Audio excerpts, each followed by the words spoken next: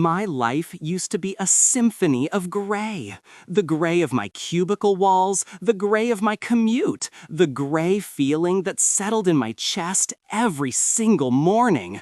I was just existing, a ghost in my own life. But online was a different world, a world of vibrant color, of shimmering pink, of glossy lips and flawless skin. I was secretly obsessed with the Bimbo aesthetic. These women seemed to radiate pure, unadulterated joy. They lived in a universe of sensation, of pleasure, of pretty things, completely free from the burdens that weighed me down. I didn't just want to look at them, I ached to be one of them. That's when I found the website. It wasn't a pop-up ad. It felt more like a destination I was always meant to find. The Dollhouse, your ultimate transformation awaits. The site was a soft, shimmering pink with elegant cursive text. It spoke of a place where you could shed your old self, your old name, your old worries, and be remade. It wasn't just a makeover service, it was a rebirth. It promised a total solution, mind, body, and spirit. With a trembling hand and a heart pounding with a fear I couldn't understand, I filled out the application. I didn't expect a reply. But the very next day, an email arrived. The subject line was simple: your invitation to bloom. It was from a woman named Bambi. She was my transformation coordinator. Her words were so warm, so understanding. She didn't judge my desires, she celebrated them. She told me I was perfect for their program, that they saw a beautiful girl trapped inside, just begging to be let out. We scheduled my first consultation. The Dollhouse was not what I expected. It was a pristine, modern building that felt more like a high-end spa than a clinic. The air smelled of vanilla and sugar. Bambi met me in the lobby, and she was a walking, talking embodiment of everything I dreamed of. She was tall and sculpted, with a cascade of platinum blonde hair, full, pouty lips, and wore a tight pink latex dress that hugged every impossible curve. Her voice was a soft, high-pitched melody.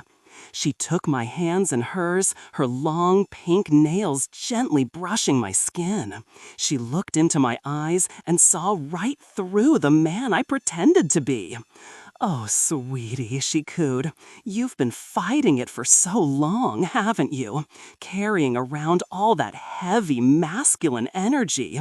Don't you worry. We're going to take such good care of you. We're going to help that pretty little girl inside finally come out to play." She led me to a plush pink consultation room and laid out the transformation contract. It was comprehensive. It covered everything from my new diet and voice training to a full slate of cosmetic procedures and a new wardrobe. It was a complete blueprint for my new life. I was to be given a new name, Lexi. The contract was for 1 year, during which I would live at the Dollhouse, surrendering completely to their care and their expertise. I was to follow every instruction without question. My old life, my old name, my old thoughts, they were all to be relinquished. It was the most terrifying and exhilarating moment of my life. I signed without a second thought. The first few weeks were the unmaking. My old clothes were taken away and donated. My phone was replaced with a pink locked-down version that only had approved apps. My diet shifted entirely to smoothies, salads, and protein shakes designed to slim my frame and soften my features. Every day was a regiment of yoga, Pilates, and voice coaching. My deep, monotone voice was systematically be dismantled and rebuilt into a lighter, brighter, more melodic tone. I was taught to end every sentence with an upward questioning lilt. I was learning to sound as empty-headed as I felt, and it was blissful.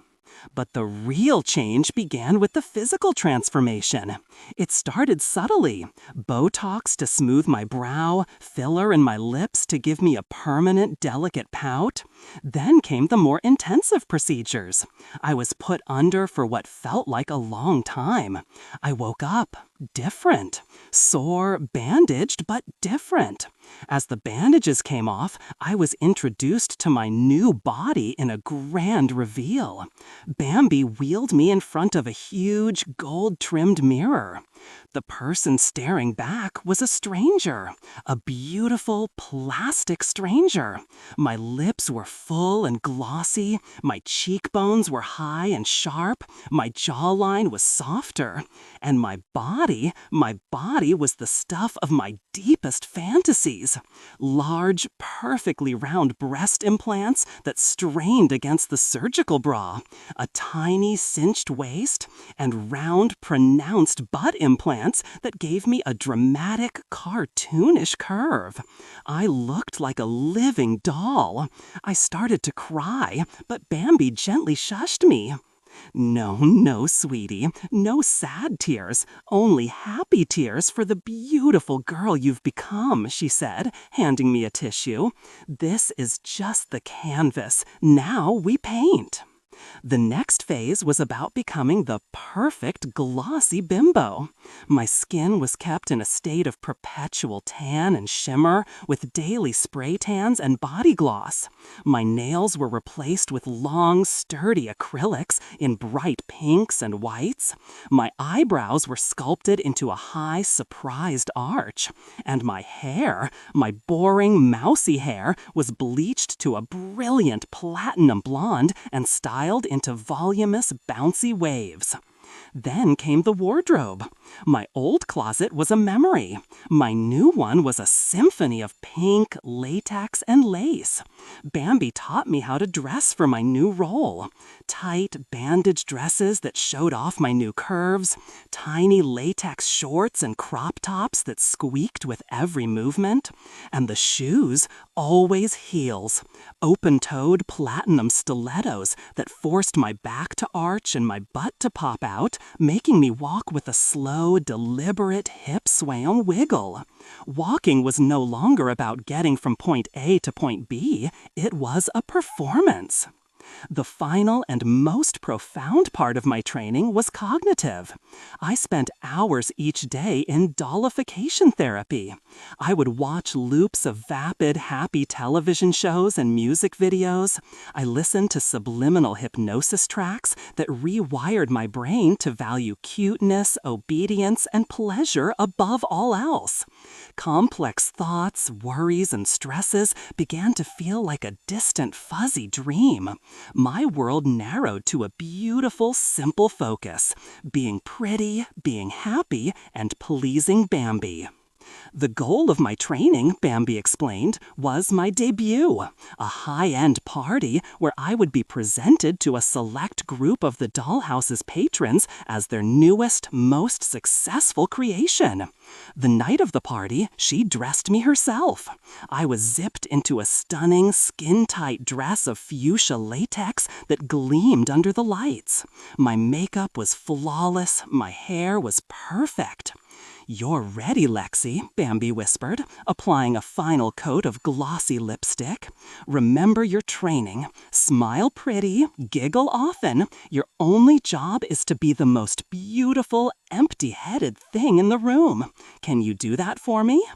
I nodded, a wide, vacant smile spreading across my face. "Yes, Bambi." The party was a blur of lights, music, and admiring glances. Men and women alike would stop to talk to me, to compliment my look. I would just giggle, bat my eyelashes, and give simple one-word answers. "Wow, pretty, thanks." They loved it. They found my vacuousness charming. I was the perfect accessory. I felt a hand on the small of my back. It was Bambi. "You see, Lexi," she murmured in my ear, "this is your purpose. You don't need to think. You don't need to worry. You just need to be pretty and let people admire you. All the hard work is done. Your mind is empty, your body is perfect, and your life is now dedicated to pleasure and beauty. You are finally completely a bimbo, and you are absolutely perfect." And as I stood there, encased in my glossy pink latex, surrounded by admiration, I knew she was right. The man I used to be was gone, a faded photograph in a forgotten album. There was no more gray, no more stress, no more thoughts. There was only Lexi. There was only the gloss, the giggle, and the glorious, simple joy of being a beautiful thing. I had signed my life away, and in return, I had found my freedom.